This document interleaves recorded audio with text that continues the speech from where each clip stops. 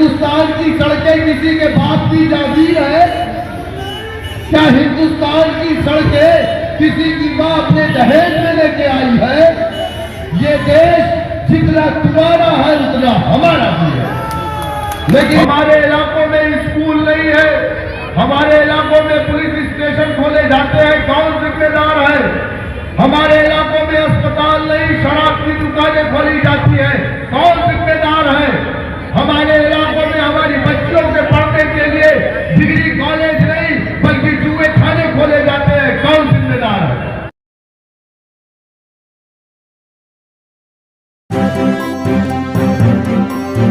Media voice, आपकी आवाज। रास्ता दे भाई, रास्ता दे।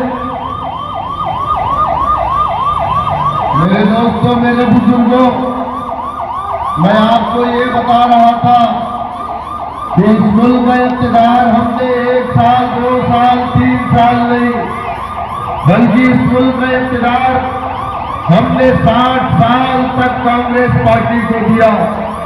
लेकिन उन 60 सालों में हमें क्या मिला? कभी आपने अपने दिल पर हाथ रख करके नहीं सोचा, कभी आपने अपना मुहासबा नहीं किया। हमने तो हमेशा एक काम किया, फासिस्ट ताकतों मजबूत न हो, फासिस्ट ताकतों को रोकने के लिए हमने नाम निहाल सेकुलर पार्टियों का साथ दिया। लेकिन क्या ये बात सच नहीं है? देश की आजादी के बाद इस मुल्क के अंदर मुसलमान जहां सरकारी नौकरियों में 30% से ज्यादा हुआ करता था, आज मौजूदा वक्त में सरकारी नौकरी में मुसलमान 1% भी नहीं है। कौन जिम्मेदार है? हमने तो मुस्लिम लीग को अपनी पार्टी नहीं माना ना, हमने तो कांग्रेस को अपनी पार्टी माना ना। 37% मुसलमान नौजवान जेल की सलाखों में है, कौन जिम्मेदार है? Suction committee, Ranganath Mishra commission, Kundu commission, Mahmoodur Rahman committee, Gopal commission की रिपोर्ट कहती है कि इस मुल्क का मुसलमान दलित से बदतर अपनी जिंदगी को गुजार रहा है। कौन जिम्मेदार है?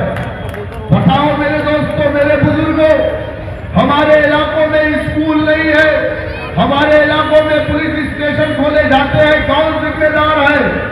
हमारे इलाकों में अस्पताल नहीं, शराब की दुकानें खोली जाती है, कौन जिम्मेदार है? हमारे इलाकों में हमारी बच्चियों के पढ़ने के लिए डिग्री कॉलेज नहीं बल्कि जुए खाने खोले जाते हैं, कौन जिम्मेदार है? क्या मिला आपको? हमारा देश आजादी के 75 साल का जश्न मना रहा है, लेकिन मुसलमान दलित से बदतर अपनी जिंदगी को जी रहा है, कौन जिम्मेदार है? इस मुल्क में बसने वाला अल्पसंख्यक मुसलमान आज दलित से बदतर क्यों है? आप बताएं मुझे। क्योंकि जमहूरियत की सबसे बड़ी ताकत सियासत होती है। जिस सियासत को हमने शजर ममनुआ समझ करके अपना सियासी प्लेटफॉर्म नहीं बनाया, अपना डंडा, अपना झंडा, अपना नेता नहीं बनाया, यही वजह है कि जिस समाज के पास अपना नेता नहीं, अपना झंडा नहीं, अपना झंडा नहीं, उस समाज की कोई पहचान नहीं होती है। उस समाज के इलाकों में डेवलपमेंट के काम नहीं होते हैं, उस समाज को सरकारी नौकरी नहीं मिलती है, उस समाज के नौजवान बच्चों को जेल की सलाखों में डाला जाता है, उस समाज के बच्चों की लिंचिंग होती है। मेरे दोस्तों, मेरे बुजुर्गों, कब तक?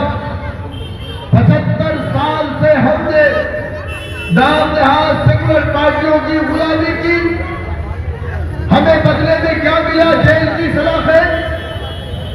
याद रखिए, जज्बात में आकर के या 50 रुपए 500 रुपए में वोट डाल दोगे तो 50 लाख के डेवलपमेंट का काम नहीं पाओगे। 500 रुपए में बिक जाओगे तो 5 साल तक आपकी हिम्मत नहीं होगी कि तुम जाकर के अपने पार्षद, कारपोरेटर, काउंसलर से ये कह पाओ कि मेरे घर में पानी नहीं आता है। आपकी हिम्मत नहीं होगी। नहीं मेरे दोस्तों, जमहूरियत में आपका वोट आपका हथियार है। जब इस दुनिया को फतेह करने के लिए आपको तलवारों को हाथों में लेना पड़ता था, जब इस दुनिया को फतेह करने के लिए आपको अपनी गर्दनों को कटाना पड़ता था, गर्दनों को काटना पड़ता था, तब आप इस दुनिया के अंदर हुक्मरान थे। लेकिन आज आपको किसी की गर्दन को नहीं काटना है, गर्दनों को नहीं कटाना है। जमहूरियत में आपका वोट आपका हथियार है, इसी हथियार का इस्तेमाल करके मत बजाओ भाई, बात तो पूरी हो गई। जमहूरियत में आपका वोट आपका हथियार है, इसी हथियार का इस्तेमाल करोगे। जिसको चाहोगे तख्त पर बैठाओगे, जिसे चाहोगे तख्त पर लिटा दोगे।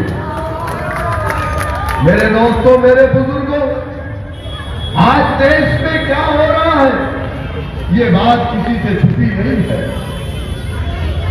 ये हमारे देश का जो संविधान है बड़ा खूबसूरत है। यहां पर मेरी मां नकाब में बैठी है, ये मेरे देश का संविधान है जो इन्हें इजाजत देता है। यहां मेरी बहनें बगैर नकाब के भी है, हमारे देश का संविधान इजाजत देता है। इस देश के अंदर एक समाज ऐसा भी है जो कपड़े नहीं पहनता। आपने देखा होगा कि गंगा में जाकर के छलांग लगाई, नहाया, चाहे वो उत्तराखंड में नहाया, चाहे वो इलाहाबाद में नहाया। टीवी स्क्रीन पे देखा कि वो मादरजात था, उसके बदन में कपड़े नहीं थे। हमने एतराज किया? नहीं किया। किसी मुसलमान ने एतराज नहीं किया। क्यों?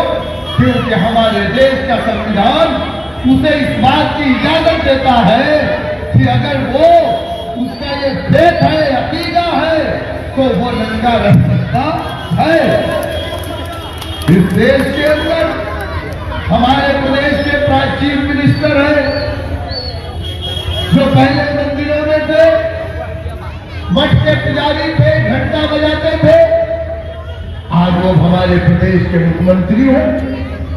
सफेद कपड़े नहीं पहनते, उनके कपड़े भगवा कलर के होते हैं, अपने बाल नहीं रखते, बाल दाढ़ी सबको बना देते हैं। क्यों?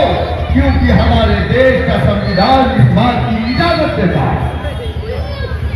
इसी देश में कुछ नेता ऐसे हैं, जैसे कांग्रेस का एक नेता है प्रमोद आचार्य, जो दाढ़ी के साथ साथ मूछ भी नहीं बनाता। उसने हमारी दाढ़ी में भी तंज किया। मौलाना बदरुद्दीन अजमल कासमी साहब, जिनकी यूडीएफ पार्टी है, जब उनका ऐलान सामने हुआ तो उसी आचार्य प्रमोद ने कहा कि कांग्रेस ने बकरा दाढ़ी वालों से अलायंस कर लिया। किसने कहा? आचार्य प्रमोद ने। अरे हमने तो कभी नहीं कहा ना कि तेरी मोच कुत्ते की पोछ है, तो तू कौन होता है कहने वाला कि हमारी दाढ़ी बकरा दाढ़ी? संविधान इजाजत देता, तू अपनी मोच को इतनी बड़ी रख ले, मैं अपनी दाढ़ी को इतनी बड़ी रख लूं। मेरे देश का संविधान इतना खूबसूरत है जो दुनिया के अंदर नहीं। हमारा देश का संविधान कुत्ता बिल्ली सूअर खाने वाले इस देश में है, हमारे देश का संविधान इजाजत देता है। इस देश के अंदर ऐसे लोग भी हैं जो लहसुन और प्याज भी नहीं खाते, हमारे देश का संविधान इजाजत देता है। 24 घंटे 48 घंटे रामायण पढ़ी जाती, कीर्तन होता है। 1 2 3 नहीं बल्कि 20 लाउडर लगाए जाते हैं।